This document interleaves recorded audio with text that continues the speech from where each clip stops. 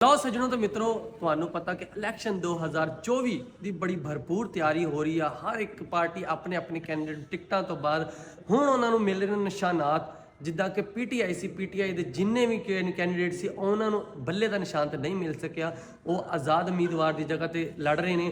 ਕਿਸੇ ਨੂੰ ਸ਼ਟਰ ਮਿਲ ਰਿਹਾ ਵਾ, ਕਿਸੇ ਨੂੰ ਸ਼ਟਰ ਕੁੱਕ, ਕਿਸੇ ਨੂੰ ਮੁxtਲਿਫ ਚੀਜ਼ਾਂ ਮਿਲਦੀਆਂ ਪਈਆਂ। ਤੇ ਇਹਦੇ ਨਸਾਰ ਜੱਟ ਜਿਹੜਾ ਕਿ NS100 ਦੇ ਵਿੱਚ ਰਾਣਾ ਸਨਾਉਲਾ ਦੇ ਮੁਕਾਬਲੇ ਤੇ ਲੜ ਰਹੇ ਸੀ, ਔਰ ਹਾਲੇ ਤਿੱਕਰ ਰਾਣੇ ਉਹਨਾਂ ਦਾ ਹਾਲੇ ਤਿੱਕਰ ਜਿਹੜਾ ਇਲੈਕਸ਼ਨ ਕਮਿਸ਼ਨ ਦੇ ਵਿੱਚੋਂ ਨਾਮ ਆਣਾ ਸੀ ਨਾ, ਉਹ ਨਾਮ ਨਹੀਂ ਆਇਆ ਹਾਲੇ ਤਿੱਕਰ। ਇਹਦਾ ਮਤਲਬ ਨਸਾਰ ਜੱਟ ਇਲੈਕਸ਼ਨ ਤੋਂ ਬਾਹਰ ਨੇ।